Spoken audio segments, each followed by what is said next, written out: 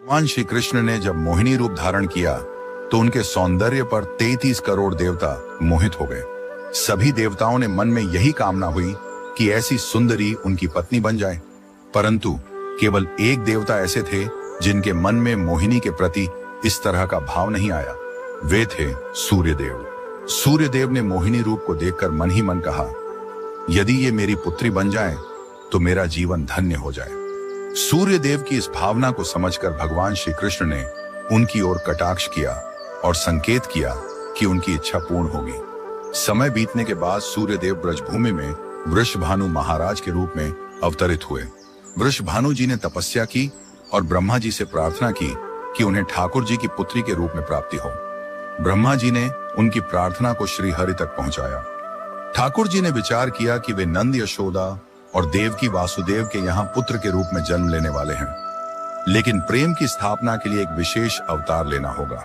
ठाकुर जी ने अपने रूप को दर्पण में देखा और उस दर्पण में उन्हें ऐसा रूप दिखाई दिया जो स्वयं ठाकुर जी को भी मोहित कर गया। यह रूप ठाकुर जी का ही स्त्री रूप था। उन्होंने इस रूप को स्थिर किया और लक्ष्मी जी के वस्त्रों, आभूषणों और श्रृंगार सामग्री का उपयोग करके इस दिव्य स्वरूप को सजाया। जब यह स्वरूप पूर्ण हुआ तो ऐसा प्रतीत हुआ मानो सूर्य और चंद्र का एक साथ मेल हो गया हो। यह दिव्य तेज इतना अद्भुत था कि स्वयं ठाकुर जी भी नेत्र मूने को विवश हो गए। जब उन्होंने नेत्र खोले तो उनके सामने श्री राधा रानी का दिव्य स्वरूप प्रकट हुआ।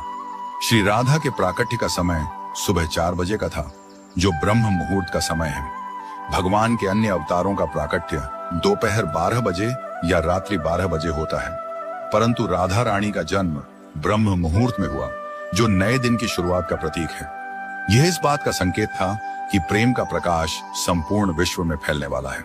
राधा रानी के अवतरण पर वृषभानु महाराज और कीर्तिदा माता के घर उत्सव मनाया गया। सभी गोप गोपियां ब्रजवासी आनंद में झूम उठे, लेकिन एक अद्भुत घटना ने सबको चकित कर दिया। राधा रानी अपनी आंखें नहीं खोल रही थी। वृषभानु महाराज और माता कीर्तिदा इस बात को लेकर चिंतित हो गए। कई साधु संत और विद्वान उनके दर्शन करने आए, लेकिन किसी के भी प्रयास से राधा रानी ने अपनी आंखें नहीं खोली। तभी देवताओं के आग्रह पर नारद मुनि वहां आए। उन्होंने राधा रानी के पास बैठकर उनकी स्तुति की। नारद मुनि ने जैसे ही स्तुति गाई, राधा रानी ने पहली बार अपनी दिव्य नेत्रों से नारद मुनि की ओर देखा। उस समय राधा रानी का स्वरूप ऐसा था मानो मृग नयनी सुंदर बालिका अपने पालने से झांक रही हो। यह दृश्य देखकर नारद जी आनंद से झूम उठे। उन्होंने अपनी वीणा और करताल बजाकर कीर्तन प्रारंभ कर दिया और गाने लगे, जय राधे जय वृंदावन वासिनी। वृषभानु महाराज यह अद्भुत दृश्य देखकर भाव विभोर हो गए। उन्होंने राधा रानी को प्रणाम किया और स्वयं को धन्य माना। उन्होंने अनुभव किया कि उनकी पुत्री कोई साधारण बालिका नहीं, बल्कि साक्षात देवी हैं।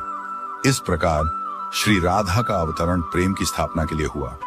ठाकुर जी ने ज्ञान, धर्म और वैराग्य की स्थापना के लिए कई अवतार लिए, लेकिन प्रेम की स्थापना के लिए श्री राधा का अवतरण हुआ।